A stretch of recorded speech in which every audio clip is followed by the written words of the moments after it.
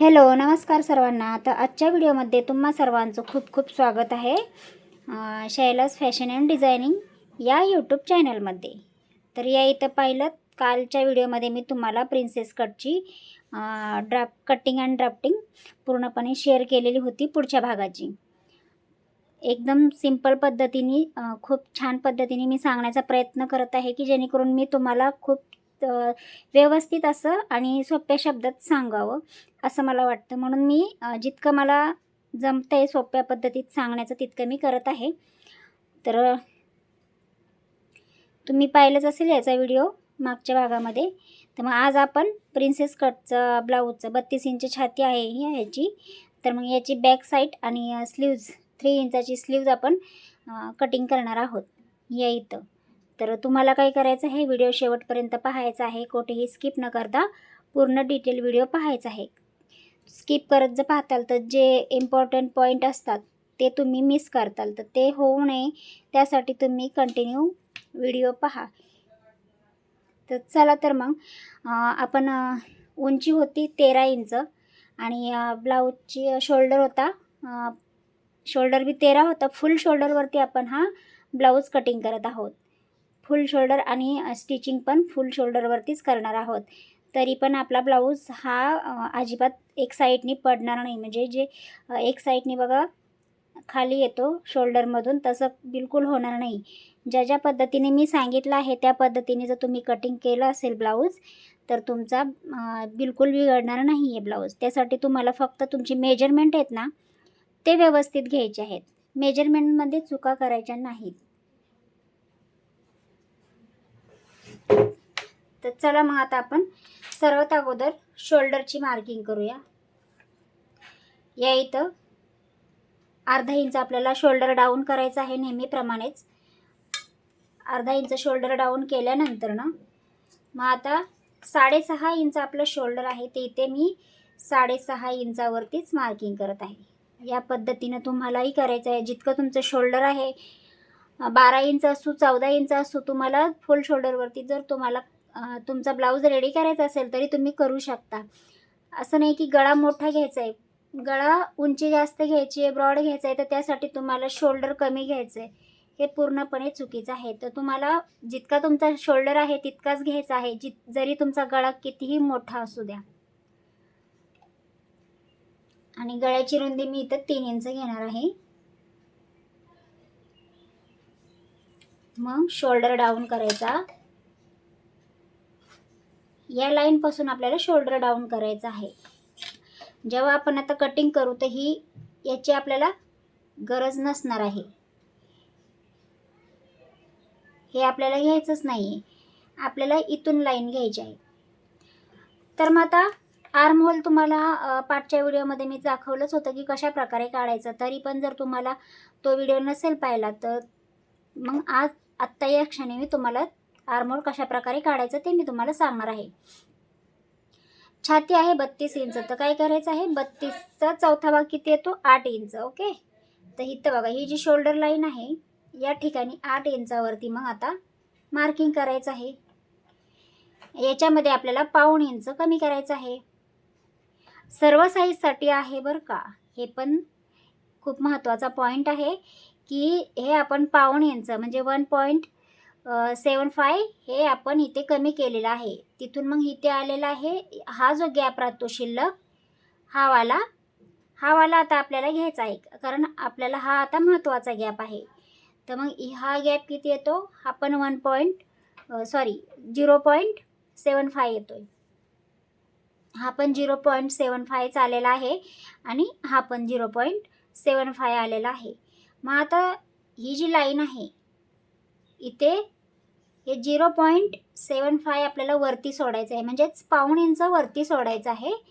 आणि मग आपला शोल्डर आर्म होल आहे 7.5 इंच. 15 इंच आहे पूर्ण गोलमध्ये, पण त्याचा अर्धा येतो 7.5. तर मग 7.5 इंचावरती इथे मार्किंग केली. मग एक स्ट्रेट लाईन आखून घ्यायची आहे. या पद्धतीनं स्ट्रेट लाईन आखून घेतल्यानंतर ना मग आता शोल्डर आहे 6.5, अर्धा 6.5 आहे. तर इथे पण आता एक लाईन आखून घ्यायची आहे. तर मग आता आपला पुढचा जो बॅक क्रॉस होता तो 11 इंच होता. तर मग आता पाठच्या बॅक क्रॉसमध्ये आपल्याला 1 इंच मिक्स करायचं आहे आणि हे शोल्डर लाईन आर्महोल लाईनला हे अर्ध घ्यायचं आहे. तर मग आता म्हणजेच 12 इंच, बरोबर की नाही.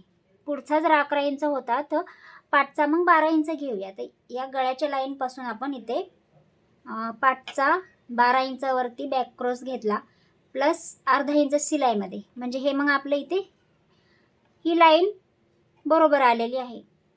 तर मग आता ही लाईन आपल्याला घ्यायचीच नाही. आता हीच लाईन आपली महत्त्वाची लाईन आहे. त्याच्यानंतर ना जे आपली अप्पर चेस्ट होती ती 31 इंच होती.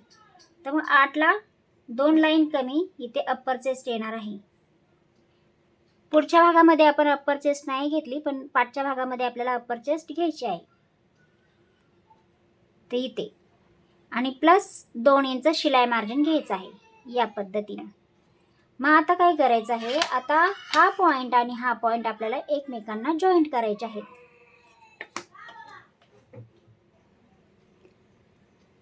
तर मग आता आपण ही स्केल बघा, ही अशा प्रकारे ठेवायची.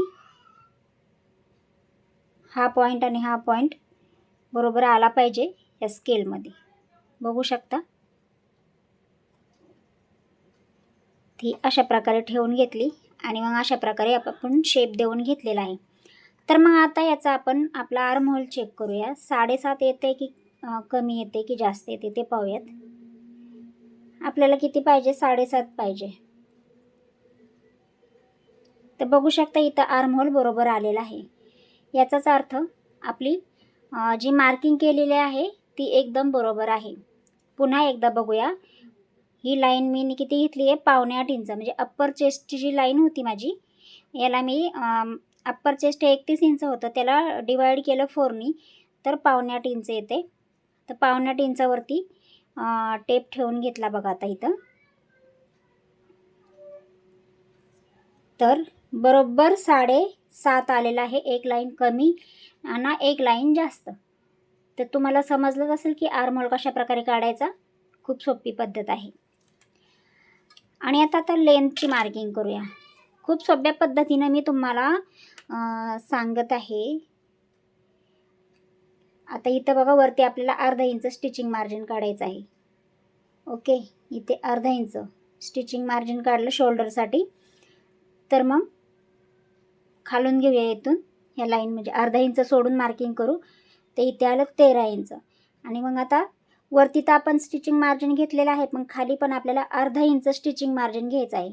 जर तुम्ही पलटी करणार असाल ब्लाऊज, म्हणजेच कसं मेन फॅब्रिक आणि हे फॅब्रिक जर जॉईन करून पलटी करणार असेल तर अर्धा इंच घ्या. किंवा जर तुम्हाला पट्टी फोल्ड करायची असेल, हीच पट्टी जर फोल्ड करायची असेल, असं आपण 1 इंच पट्टी फोल्ड करतो, जर तुम्हाला तसं करायचं असेल तर 14 इंच घ्या. तर या इथं मी फोल्ड करणार आहे, ही लाईन घेणार आहे जी अर्धा इंच मी घेतलेली आहे. त्याला मी एक्स्ट्रा पट्टी जॉईन करून फोल्ड करणार आहे, ती व्यवस्थित दिसते त्यासाठी. आणि मग कमर होती 27 इंच. तर पुढच्या भागासाठी मी पूर्ण टोटल 7 इंच घेतलेले आहे. तर इथे पण मग 7 इंच घेणार आहे. हे बघा, 7 इंच कमरेचं माप झालं. चौथा भाग. त्याच्यानंतर ना 1 इंच आपला टक्स राहणार आहे आणि 2 इंच मग शिलाई मार्जिन आहे. तर मी हे अशा प्रकारे हे लाईन आखून घ्यायची आहे आपल्याला व्यवस्थित. ओके, तर मग आता काय करायचं आहे, आता बस्ट पॉईंट किती आहे, 9.5 इंच आहे, बरोबर की नाही. तर मग हे शिलाई मार्जिन सोडून इथून 9.5 इंचचा बस्ट पॉईंट आहे माझा. तर मग आता काय करायचं आहे, पाठचा टक्स द्यायचा आहे. तर पाठच्या टक्ससाठी तुम्हाला जो आपला बस्ट पॉईंट आहे त्याच्यापेक्षा 1 इंच जास्त घ्यायचं आहे, म्हणजेच 8.5 इंच या इथं मी बस्ट पॉईंट घेतलेला आहे, म्हणजे मागच्या टक्ससाठी. पुढच्या टक्ससाठी 9.5 आणि जर पाठचा भाग आहे तर त्याच्यासाठी तुम्हाला 1 इंच एक्स्ट्रा करून तुमचा टक्स तुम्हाला देऊन घ्यायचा आहे. तर त्याच्यानंतर आता हे जे आपलं आहे 8 इंच राहणार आहे, तर याचा अर्धा घ्यायचा आहे. इथे स्टिच केलं, मार्किंग केलं.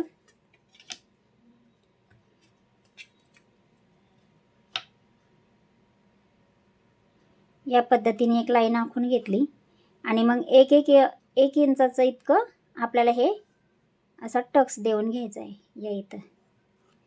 तर हा झाला बॅक टक्स. लेंथ झाली पूर्ण याचं मार्किंग करून झालेलं आहे. फक्त गळा मार्किंग करायचं राहिलं आहे. तर गळा वरती घेतलेला आहे 3 इंच आणि 10.5 इंचावरती हे शिलाई मार्जिन सोडून मी 10.5 वरती मार्किंग केली. बघू शकता या इथं. मग आता इथून जर मी वरती 3 घेतले तर मी खाली पण 3च घेणार, किंवा वरती जर मी 4 घेतलं असतं तर खाली पण मी 4 घेतलं असतं, जितकं तुम्हाला ब्रॉड हवं आहे. मी ज्या पद्धतीने तुम्हाला ब्लाऊजची कटिंग सांगितली आहे त्या पद्धतीने जर तुम्ही करताल तर तुम्ही किती पण ब्रॉड गळा घेऊ शकता. 4 इंचापर्यंत 4.5 इंचापर्यंत इथून गळा घेऊ शकता रुंद, तरी पण तुमचा ब्लाऊज गळणार नाही, आणि तेही बिना दोरीचा, याची गॅरंटी. तर आता या शेपचा अशा पद्धतीने यू आकार देऊन घेऊया.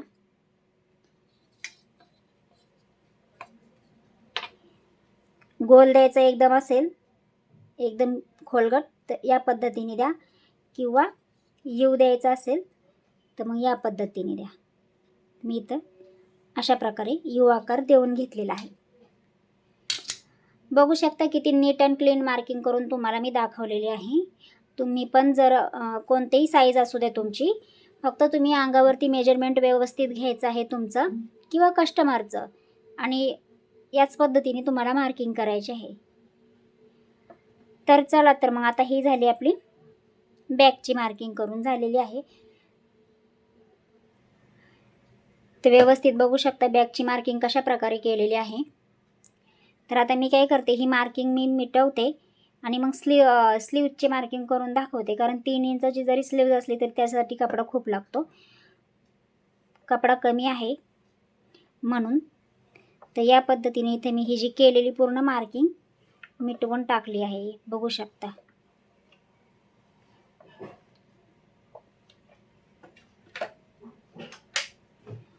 तर आता ही मार्किंग सर्व मिटवल्यानंतर ना आता आपण स्लीवची मार्किंग करूयात.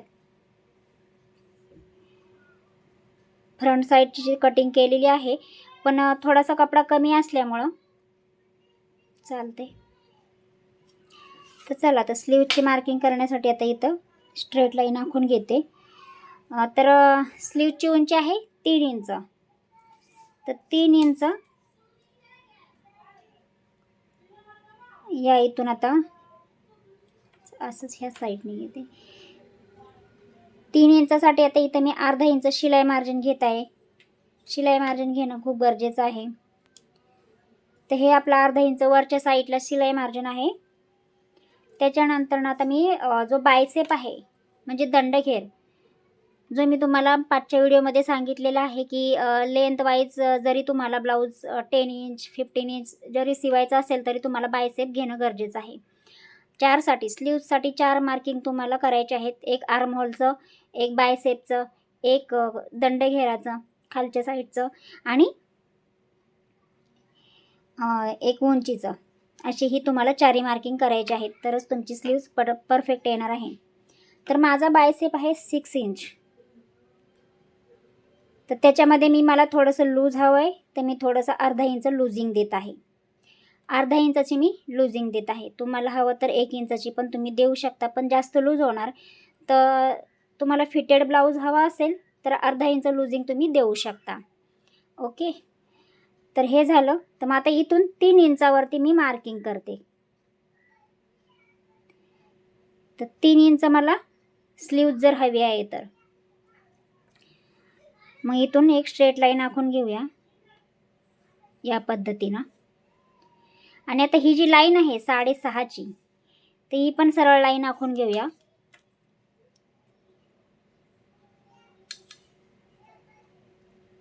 अशी बरोबर. तर उंची 3 इंच आहे, आणि मग बायसेप झाला. बायसेपचं मार्किंग करून झालं 6 आहे, तर मी त्यात अर्धा इंच लूजिंग दिलं, 6.5 झाला आहे. तर मग आता ह्या बॉक्स आपण जो रेडी केलेला आहे याचा आपल्याला अर्धा घ्यायचा आहे. 7.5चा अर्धा येतं 3.25, तर 3.25 इंचावरती मार्किंग करायची. त्याच्यानंतर ना ही शिलाई मार्जिन सकट आहे तर ते पण घ्यायचं आहे. तर 3.5 आलं तर इथं 2.25 इंचावरती मार्किंग करायची या पद्धतीनं. आणि मग याचा बॉक्स रेडी करायचा आहे आपल्याला.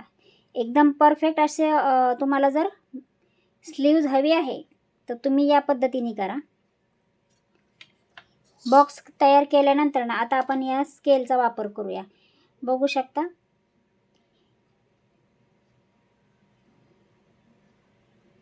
या स्केलचा वापर करून अशी मार्किंग करू. डायरेक्शन तुम्ही व्यवस्थित बघा. मी स्केलची डायरेक्शन कशा प्रकारे ठेवली आहे, आता अशी ठेवलेली आहे. मग आता या प्रकारे करायची.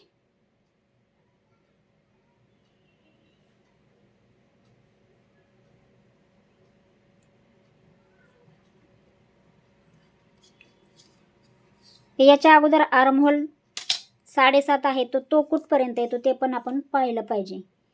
तर टेप अशा प्रकारे ठेवायचा या कोपऱ्यावरती आणि या लाईनवरती 7.5 इथेच आलेला आहे. बघू शकता इथेच आलेला आहे. त्याच्यामुळे आपण हा पॉईंट मी काउंट नाही केला सुरुवातीला, पण तुम्हाला सांगणं गरजेचं आहे म्हणून मी परत केलेलं आहे की आर्महोल अशा प्रकारे तुम्ही चेक करू शकता. पुन्हा एकदा दाखवते. हे बघा या कोपऱ्यावरती असा टेप ठेवायचा जिथून आपण लेंथ घेतली. ही लाईन तुमची पूर्ण, जर तुमची स्लीव्ज हाईटनी जास्त असणार ना तर खालीपर्यंत येणार. मग तुम्हाला ही टेप आहे ना असा फिरवत जायचा जिथपर्यंत तुमचा 7.5 येत आहे तिथं तुम्हाला स्टॉप करायचं आहे. तर माझं इथं आलेलं आहे. ओके. तर त्याच्यानंतर आता ही कोपरा आणि हा कोपरा एकमेकांना जॉईन करायचा या पद्धतीनं आणि मग 0.75 किंवा अर्धा इंच तुमच्या चॉईसनुसार घेऊ शकता. या इथून हे बॅक मार्किंग करायचं असं. पुन्हा टेप स्केल घ्यायची, स्केलची डायरेक्शन बघायची. या पद्धतीनं तुम्ही मार्किंग करू शकता. नीट अँड क्लीन व्यवस्थित छान अशी मार्किंग तुमची या इथं येत असते.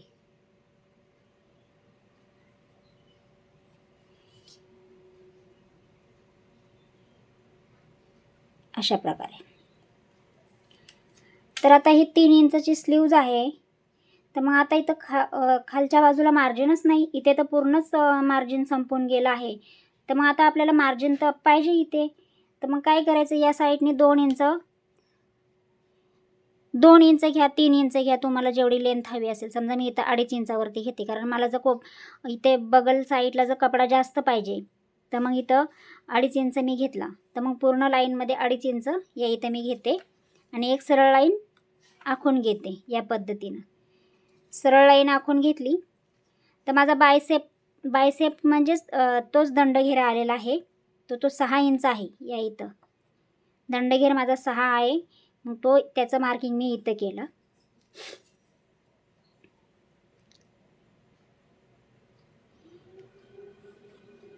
हे दंडघेराचं मार्किंग आहे.